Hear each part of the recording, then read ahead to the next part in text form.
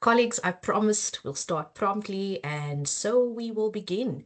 I just want to welcome all of you to this lunchtime session. Thank you so much for just the time that you're setting out to learn about not just research integrity, but in terms of just for us to provide you with some of the services that we as the Office of Research Integrity and Ethics within the Division of Research Development have on offer for you. So my plan today is to give you a brief overview of Stellenbosch University's principles, our policies, our procedures, and our people who support your efforts in conducting responsible and ethical research. I am Clarissa Robertson. I lead the Office of Research Integrity and Ethics, and I'll share more details about the team and the services we offer later in this presentation.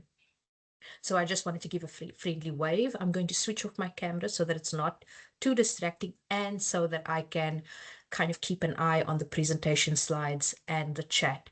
Promise you will receive a copy of the recording as well as a copy of the slides, so you can just sit back and listen. Okay, let me just quickly check. Sanazo, a thumbs up if you can still see my presentation. Awesome. And then I'll switch off my camera and I'll give an opportunity for questions a bit later. So please feel free to pop your questions or thoughts or comments in the chat so that we can discuss. And I see some of my team members are here. There's Mr. Winston Beerkus, Miss Biosha Thompson. So hopefully if you have any questions, then we can answer them in this chat for you. Okay, let's get started. So let me just get this going. There we go, slides going. So in this session, we will consider what research integrity means and why it's important.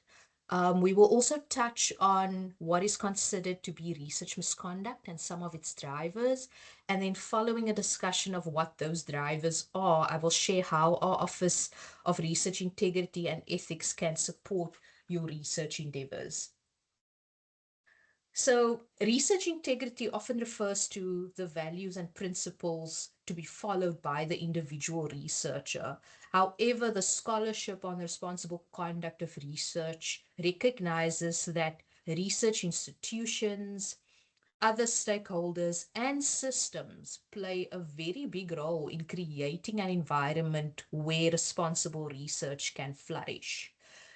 The UK Research Integrity Office has this wonderful infographic, which you can see on your screen, which depicts the core principles of research integrity, as well as how these ought to be put in practice by researchers and institutions. So, for example, you can see that the principle of honesty and that it should be practiced in all aspects of research, including the planning of your research, the methods, the data collection process, giving credit where credit is due, and that refers to authorship and just referencing, reporting and interpretation of your research. We also aim to be transparent in terms of our practices. And through transparency, we can promote trust and confidence by including the full report of the methods we have used, publishing all of the results, whether they are positive or negative, sharing the data, the code, and the materials where appropriate, and of course, declaring conflicts of interest, which I will address later today.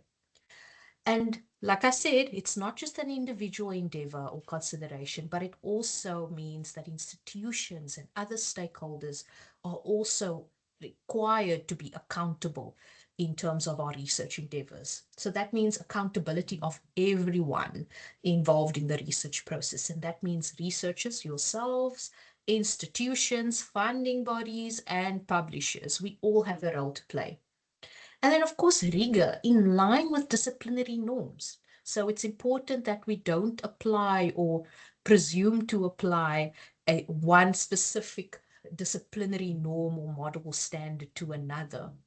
But it includes using appropriate methods for the study at hand, for the research question to be investigated, following correct protocols, interpreting data, drawing conclusions, and practicing rigor in terms of disseminating results.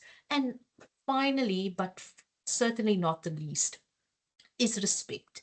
And respect for everyone and everything involved in the research. And that includes respect for our colleagues, respect for other researchers, respect for of participants, respect for the animals involved in the study, and also the environment. So you can see how all of these together covers all research, the whole life cycle, as quoted here by Eucario. And it covers the life cycle from the initial idea and design of the project through to the conduct of the research and dissemination.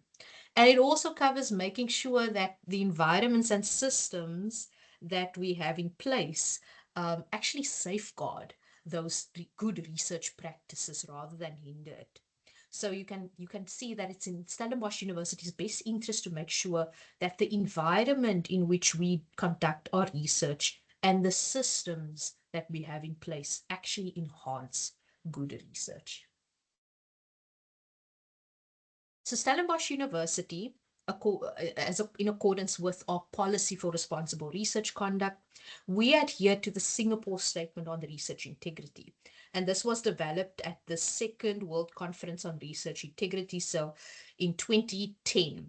And it outlines 4 principles and 14 responsibilities, but it's really become a global, an international guide for researchers and organizations to promote research integrity. But you can see once again, the reason I'm showing this to you is you can see once again the principles of honesty, accountability, courtesy and fairness and stewardship coming to the fore. Research integrity, of course, is but one of the elements of responsible research and innovation. Other key elements of responsible research include research fairness. And we've heard a lot about in terms of fairness in our different research collaborations, when we work with in a multi-institutional consortia. But essentially, research fairness is more than that. It requires us to acknowledge the unfair and inequitable research practices that are influenced by a biased politics of knowledge. I think we've all heard of debates in our academic cohorts where we speak about the knowledge produced in the global north versus knowledge produced in the global south. And these can negatively impact the value and the integrity of the research output. We also want another element of responsible research is research ethics, something that you may be much more aware of in terms of what you hear about more often. And research ethics focuses specifically on the principles and standards that govern research involving humans, animals, and the environment. I'll speak to that a bit later on. And then finally, research compliance. Research compliance involves adhering to specific requirements of funders and institutions and national regulatory bodies and laws. I think it would I can say that it's probably the least liked aspect of responsible research and innovation. But you can see how these different elements all work together to facilitate responsible research. And that these elements, such as research integrity and fairness, cannot simply be reduced to ethics and compliance because research integrity hinges on the researchers' attitudes, their motivations, and other influences or environmental forces, while research ethics and compliance are more associated with governance and adherence to regulatory and institutional requirements. But why does all of this matter? Why should you or why should I care? So I think the following quotes that I'm going to show you capture the importance of why individuals and institutional leaders should care about responsible research. And I hope that if you are aware of any other quotes that you would share that with me in the chat. So please put it in the chat if you are aware of other quotes. But one of them, and I hope my clicking will work. There we go. Research integrity is the commitment, sometimes in the face of adversity, to the trustworthiness of the research process by the greater scientific community. It is important, even critical, because the greater scientific community can only innovate and flourish when its members function together as a body to ensure a climate that promotes confidence, and trust. There are those words again in our research findings. Encouraging free and open exchange of research materials and new ideas, upholding personal and corporate accountability rather, and acknowledging and respecting the intellectual contribution of others in this greater community. I think there's another quote actually that provides more a cautionary tale of what happens if research integrity or that trust within research falls apart. And it actually comes from 1989, which I think it still rings true. In the long run, the quality of the research environment may be more damaged by sloppy or careless research practices and apathy than by incidents of research fraud or other serious scientific misconduct.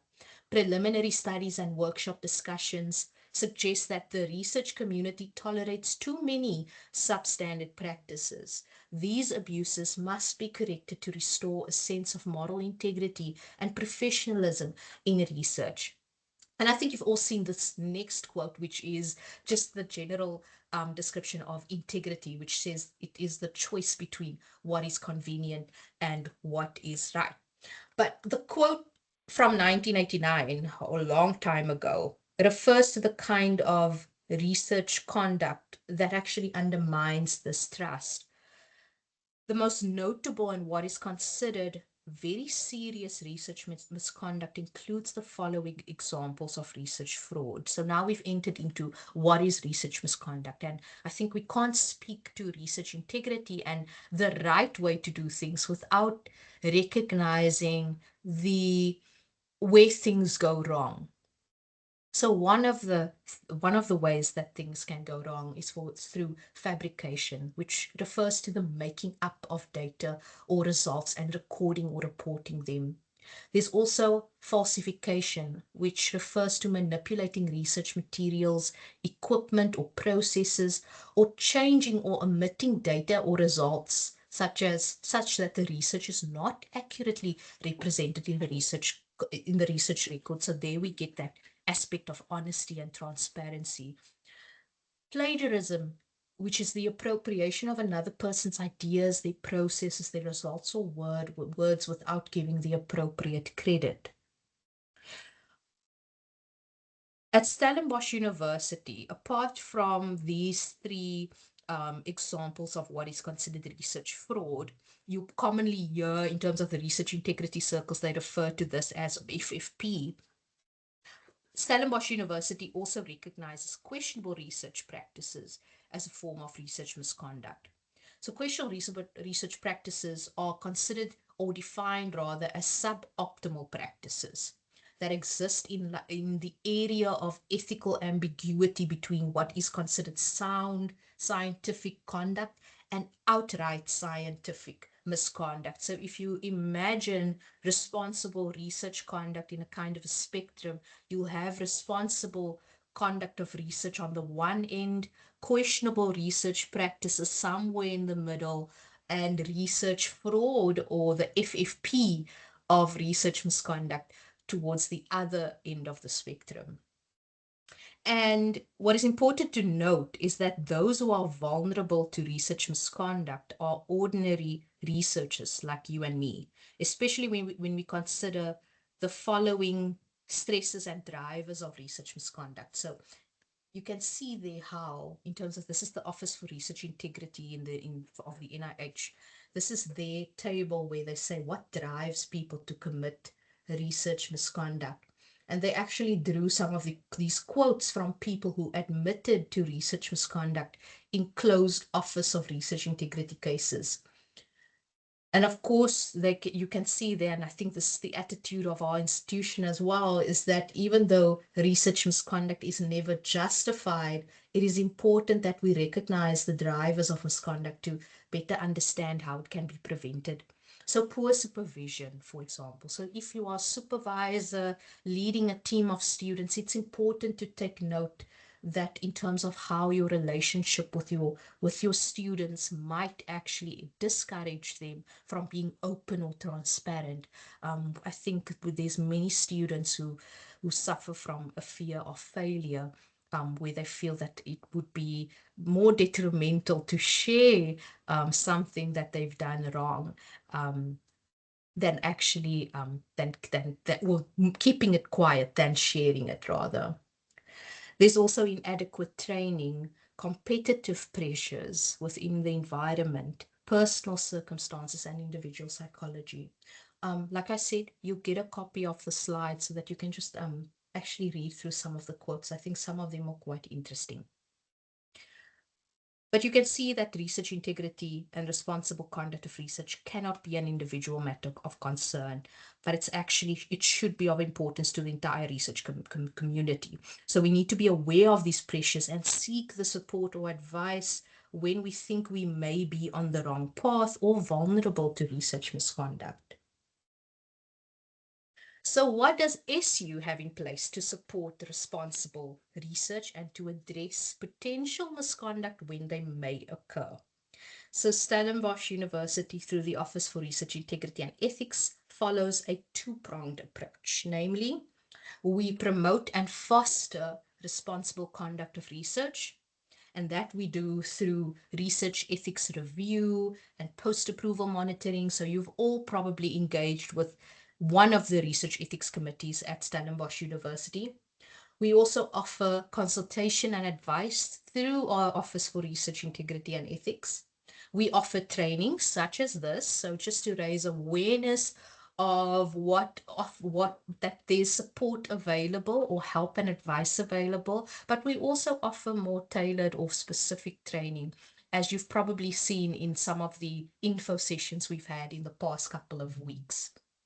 And then, of course, policy and guideline development. I think the research landscape is changing so much and so often.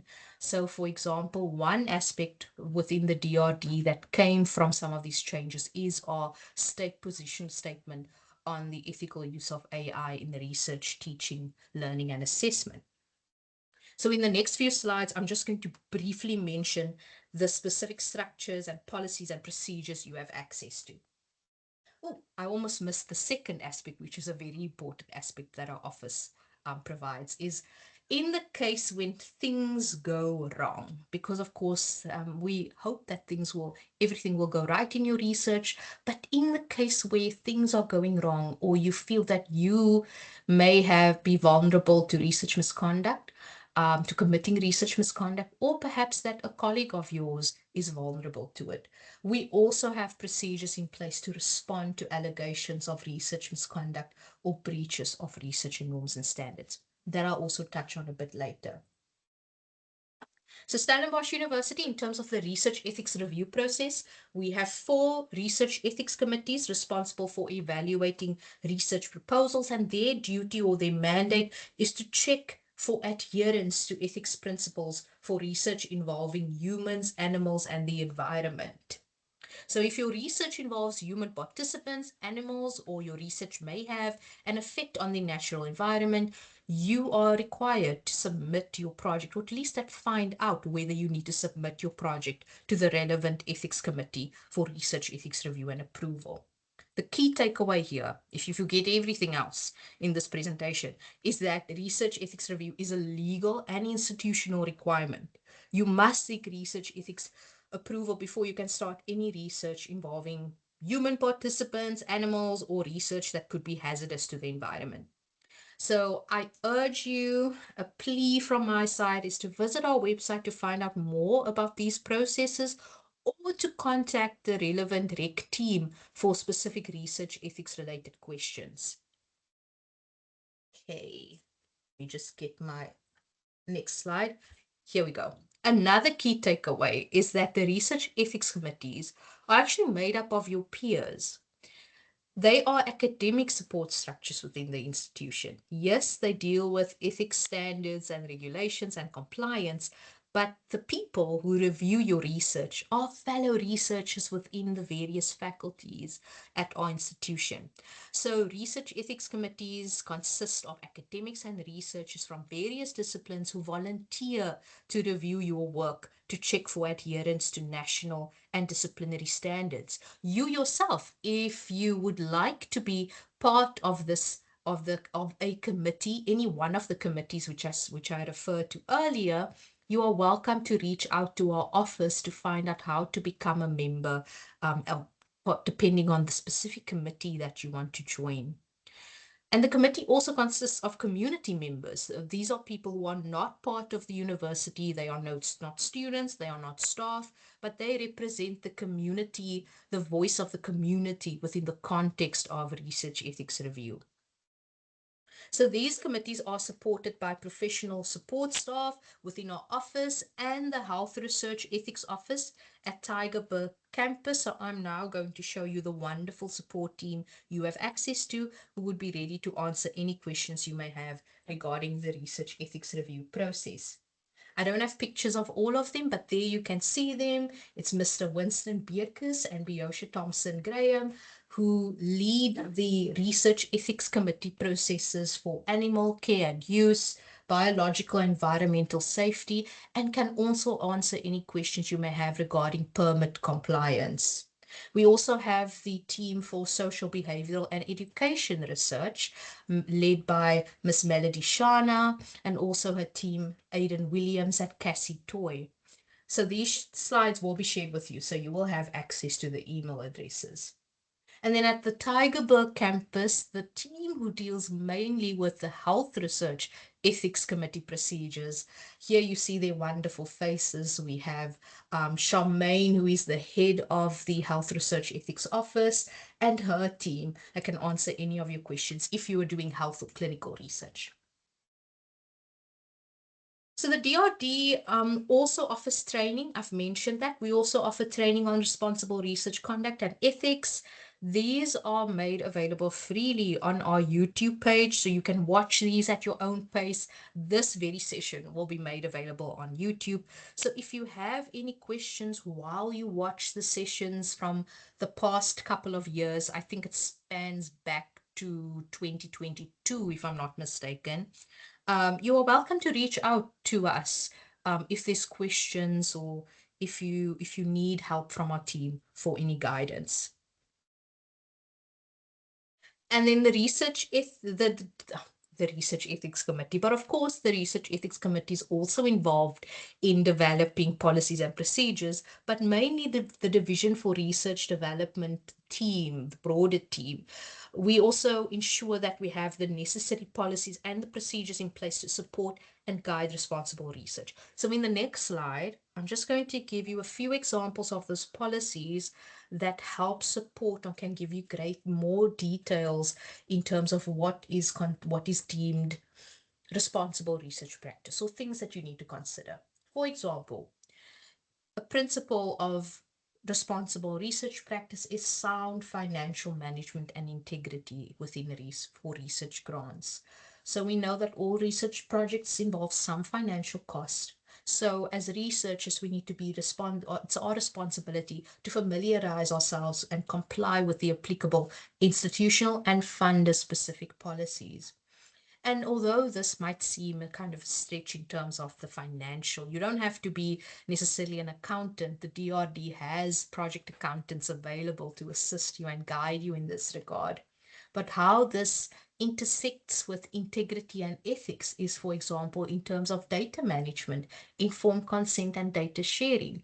Some funders may require that once a project is completed, that you would post or deposit your data in an open repository, or that you would share the data with them or the other collaborators either during the course of the project or afterwards. But of course, these have ethical implications.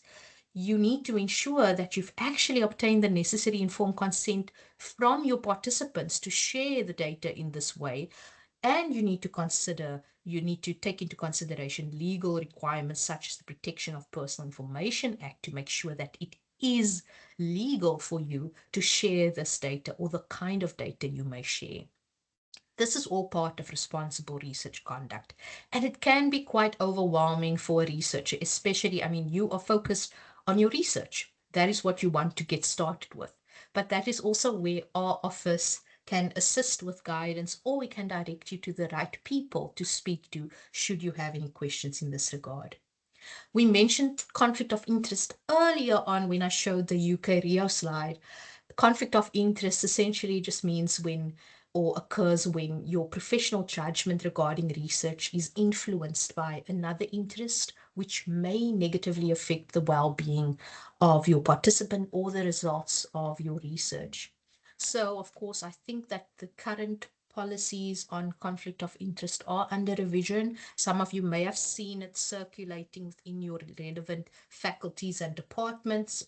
The key thing here is that if you believe that there may be a conflict of interest that could potentially affect your research, or perhaps it could be a perceived conflict of interest, that you declare these, especially to your research ethics committee. And then also, of course, intellectual property and copyright. Our institution has these policies available. The key thing to remember here is that in any intellectual property that staff or that students create during their employment or their studies belongs to Stellenbosch University. Of course, there are different caveats in terms of other provisions where IP can be either shared or where there's limitations or further extensions placed on the right to IP. Promoting fair and equitable research. As I've mentioned, we are expected when we collaborate with others, whether internationally or nationally, that we participate in research according to fair and equitable partnerships. So it's our responsibility as researchers and research institutions to ensure that there's a clear understanding of the roles and responsibilities at the very start of the research collaboration and to formalize such agreements. In fact, there's been many research integrity related statements that have come out since, just to bring awareness to the issue of equitable research partnerships, including the Trust Code, the Cape Town Statement. Dr. Lynn or Prof. Lynn Horn presented a session on the Cape Town Statement on Equitable Research Partnerships, I think a few weeks ago. And then, of course, the Montreal Statement as well. Practicing and modeling responsible supervision or mentoring is also an important aspect at Stellenbosch University. And we've indicated, I think it is in the picture I showed you about the drivers of research misconduct, where you can see that poor supervision was cited as a driver of research misconduct. So it's important that supervisors and mentors are aware of their responsibilities, ensuring adequate training or awareness on responsible research conduct, but also to note that students have specific obligations and responsibilities towards the institution and their supervisory team. The office, the postgraduate office, has a very handy MOU for student supervisor relationships, which I've included the link here so that you can have a look at it and perhaps start having those conversations with your students. A big aspect of research integrity, and often I think in terms of my short experience that I've had leading the research integrity office, is matters and questions around authorship. What is considered responsible and fair authorship? Now, Stellenbosch University does not have its own guidelines or specific rules around authorship, but we encourage that researchers abide by the following principle or definition of authorship, which is that authorship should be based on substantial contributions to conception and design, acquisition of data, analysis and interpretation, drafting the article, and revising it critically for important intellectual content. So it's important that these authorship expectations be discussed within your research team, and that the sequence of authorship or the attribution of authorship is agreed upon during the planning phase of the research already. But there are useful guidelines. Of course, it depends on the discipline. So different disciplines have different standards and expectations in terms of authorship. That is something we have to keep in mind. But I know that the NRF and the ICMJE have, and I provided those links for you there, have useful guidelines to consult if you have any questions. Okay. And then finally, more on a more practical level, we have aspects in terms of responsible data management and acquisition. Stellenbosch University has a research data management regulation, which states that research data belongs to Stellenbosch University unless there are specific terms regarding IP rights in the funding agreement or where there's specific terms stated in the informed consent form. And it's our responsibility as researchers, research institutions, our responsibility is to put in place the mechanisms and the systems for responsible data management and storage. Your responsibility is to please familiarize yourself with the research data management practices within your field or the expectations thereof. I think this is something more common in terms of undergraduate research, but even so in terms of our postgraduate research, as well as in terms of our academic staff research that is done. And that is to uphold academic integrity and avoiding plagiarism. It's important that as researchers, we know what are the rules around ethically attributing or citing citations and correctly citing the work of others that we include in our research. So plagiarism, as we know, is the representation of work of other people as your own without proper acknowledgement. And then there's also self-plagiarism, which is the reuse of one's own previously presented or published work without disclosure or adequate referencing.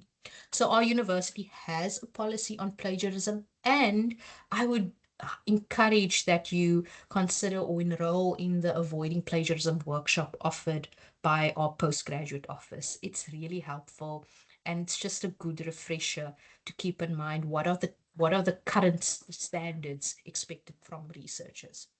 And then more recently, we have launched our Stellenbosch University position statement on the ethical use of AI in research and learning teaching assessment. I think the key thing here is that Stellenbosch University is not opposed to the use of AI or generative AI tools in research, but we need to consider that or avoid the outsourcing of our thinking, our writing, our reasoning, and our rationality to AI. But it's more important for us just to educate ourselves on the responsible and ethical use. Dr. Tanya de Villiers Botha presented a session on the responsible and ethical use of AI earlier in February, if I'm not mistaken, or in March. So those videos are all available online. So, and then finally, as I've said, another responsibility or service offered by our Office for Research Integrity and Ethics is the investigation of breaches of research norms and standards. So this is in the case where when things go wrong, what do I do? Who do I go to? So the official breach procedure begins with the receipt of a formal complaint in writing, and any person can submit a complaint to the Office for Research Integrity. We've also had researchers who have themselves come forward where they've realized that actually I've committed a questionable research practice because we know that there are many pressures. And then this procedure also applies. We pride ourselves and we actually wrote it into our procedure that whatever investigation is done, that it be done fairly, confidentially, that there be transparency in terms of how we conduct the investigation to at least to the parties involved, and that also that it is done with integrity. But of course, this is considered the last resort. So we encourage our researchers that if you suspect a breach of possible research misconduct, or where you yourself are questioning whether you are doing something right or wrong, or maybe you just want advice on the correct way forward, our Office of Research Integrity is there to advise. We actually consider the breach procedure to be a last resort. Escalation through this complaint process can, of course, transform a minor dispute or need for clarification into something more sinister. Not that we discourage people from using this procedure. It is a procedure available to anyone who has concerns about research misconduct at the institution. But we've also seen that in some cases, a lot can be achieved through prior to this procedure, either at department center or faculty level. But of course, that's where I come in. I am available for consultations should you want to talk about your concerns. So very briefly, I'm just going to take you through how the breach procedure, what happens, what is the workflow in the breach procedure before we proceed to questions. So as we said, it starts with a written complaint. So once someone submits a written complaint to the Office for Research Integrity. It is then sent to our office, and we look at the case and we find a research integrity officer, which is usually a senior academic within the institution, will then be assigned to investigate the procedure.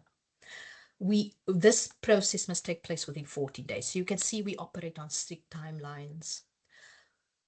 Then the RIO proceeds with an initial assessment of the allegation, and this is to determine whether if the complaint is actually a breach according to the procedure. Once that is determined, the RIO may conduct interviews with either the complainant or the respondent. The respondent is the person who is being accused or who it's alleged that they've breached research norms and standards. They then do an interview to get more information, get the facts together. And once they have all the facts, the research integrity officer can come to the following assessment. And that can be either that the allegation has merit and that further investigation is required, or that an alternative or dual action is required. It might actually be that mediation is possible, or perhaps that correction is possible. And then, of course, the other option is that the allegation is unfounded, or that perhaps this is not the right procedure to follow depending on the allegation. We also have additional steps and procedures in place, such as the preliminary investigation by the BRIO. That means that if they find that, yes, the allegation has merit, then they can conduct a further investigation. And this is a deeper investigation. More people may be interviewed, more facts may be gathered. And even here, the research integrity officer can rely on or can come to two outcomes, meaning that either an alternative or dual action is required. It may be that they make recommendation in terms of what are some of the corrective steps that can be put in place. Or if there is a greater concern, and this is usually when we get to the more serious allegations of research fraud, that we appoint a formal investigative committee to then look at the case. And that committee also then looks at the facts. They can also interview the relevant people or stakeholders involved in the allegation, and they then make a decision in terms of whether the breach has merit, whether it's without merit, or whether it's a serious substantive breach. So this is in terms of, it ends off, of course, rather, I almost forgot, but it ends off with our Deputy Vice Chancellor of Research, Innovation and Postgraduate Studies reviewing the report with the findings and recommendations made by the Research Integrity Officer or the formal investigative committee. And then it is the DVC who will share the outcome with the researcher or the complainant and the respondent. So you can see that the investigation of allegations we do not take lightly. We make sure that it's a fair process, and that's why there's the different phases in the investigation process, and also that we follow very strict time frames, because it is quite a stressful procedure or process that anyone can be involved in. So we try to support our researchers and make sure that we finalize these investigations as quickly as possible so that there can be an outcome and recommendations made. I think, if I'm not mistaken, because I see we've reached now just after 1 o'clock, That is essentially all the different services that our Office for Research Integrity has to offer. I'm just going to go back to this slide so that you can just remember that in terms of our Office for Research Integrity, we help you through promoting responsible conduct in your research, through review, through consultation, advice, training, and making sure that the proper policies are in place for you to do so, and also to make sure that there's a fair and transparent response to allegations of research misconduct.